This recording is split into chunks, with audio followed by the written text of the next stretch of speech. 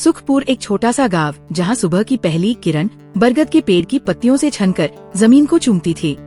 गांव के चौक में रामू चाय वाला अपनी छोटी सी टपरी चलाता था।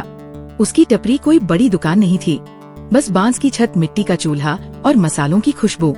रामू की चाय की खासियत थी उसका स्वाद। इलायची, अदरक और तुलसी का ऐसा मिश्रण कि एक घूंट में थकान गायब। लोग कहते, रामू तेरी चाय में जादू है। रामू 50 साल का एक साधारण आदमी हमेशा हंसकर जवाब देता, जादू नहीं, मेहनत और ईमानदारी है। रामू की जिंदगी आसान नहीं थी।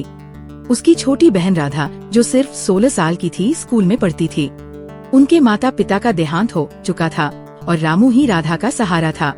टपरी से जो कमाई होती उससे घर का खर्चा और राधा की पढ़ाई मुश्किल से चलती।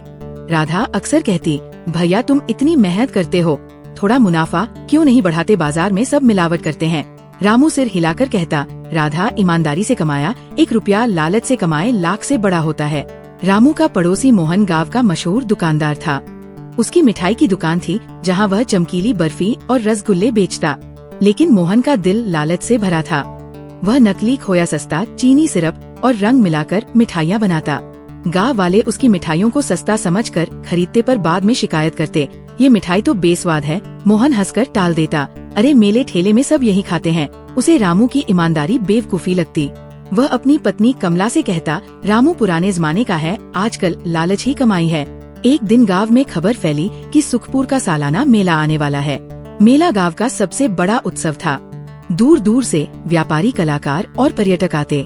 टपरी पर चाय पीते हुए लोग चर्चा करते, इस बार मेला और बड़ा होगा। रामू ने सोचा, ये मौका है, मेहनत से चाय बेचूंगा, राधा की कॉलेज फीस जोड़ लूंगा।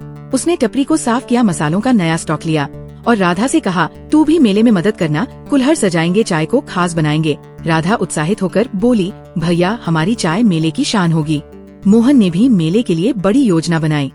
उसने सस्ते मसाले और नकली रंग खरीदे ताकि मिठाइयाँ सस्ती और चमकीली दिखें।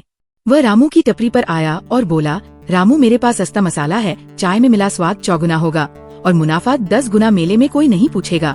रामू ने शांत स्वर में जवाब दिया, मोहन मेरी चाय का स्वाद मेरी ईमानदारी है, मैं लोगों का भरोसा नहीं तोड़ सकता। मोहन ठहाका मारकर हंसा, तू बुद्धू है। रामू देख, मैं अपनी मिठाइयों से लाखों कमाऊंगा। मेला शुरू होने से पहले गांव में उत्साह था।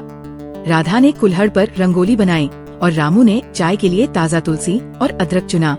गांव का एक छोटा लड़का छोटू, जो रामू को चाचा मानता था, टपरी पर आया और बोला, रामू चाचा मैं भी मदद करूंगा, मेले में सबको चाय पिलाएंगे। रामू ने छोटू के सिर पर हाथ फेरा, ठीक है छोटू, तू हमारा चीयर लीडर बनेगा। मेले का पहला दिन आया। सुखपुर का चौक रंग बिरंगी लाइट्स, झूलों और दुकानों से जगमगा रहा था। मोहन की मिठाई की दुकान चमक रही थी। उसने नकली रंगों से बनी मिठाइयाँ सजाई जो सस्ती और आकर्षक थी। लोग लालच में उसकी दुकान पर टूट पड़े। एक युवा गोपाल, जो गांव में नया आया था, मोहन की मिठाइयाँ देखकर बोला, इतनी सस्ती मिठाई, जरूर कुछ गड़बड़ है। लेकिन भीड़ में उसकी बात दब गई। रामू की टपरी पर भी लाइन लगी। उसकी चाय की खुशबू मेले में फैल गई। लोग कुल्हड़ हाथ में लेकर तारीफ करते, रामू तेरी चाय तो अमृत है। छोटू चिल्लाता, रामू चाचा की चाय दिल को छू जाए। राधा कुल्हड़ बांटती और रामू हर ग्राहक को मुस्कान के साथ चाय देता। एक बूढ़ी दादी, जिसे गांव वाले बुआ कहते थे, चाय पीकर बोली, रामू तू हमारा बेटा है, तेरी चाय में सच्चाई की मिठास है।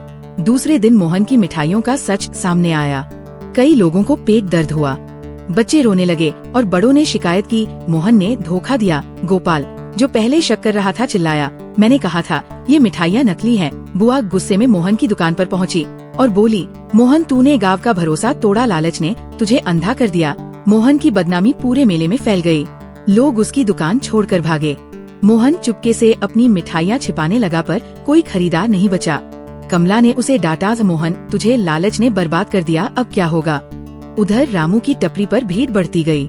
लोग कहते, रामू की चाय में सच्चाई है। राधा खुशी से कुल्हड़ सजाती और छोटू तालियां बजाता। मेले के तीसरे दिन रामू ने इतना कमाया कि राधा की कॉलेज फीस, घर का खर्चा और टपरी के लिए नया चूल्हा खरीदने का सपना पूरा हो गया। गोपाल, जो अब रामू का प्रशंसक बन चुका था, बोला, रामू भैया तुमने दिखाया कि ईमानदारी ही जीतती है। मेले के आखिरी दिन बुआ रामू की टपरी पर आई।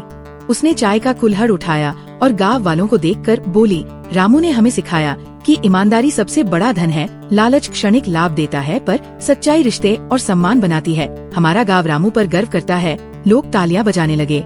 छोटू चिल्लाया, रामू चाचा जिंदाबाद। ट्विस्ट, मेले के बाद मोहन अपनी दुकान बंद करके रामू की टपरी पर आया।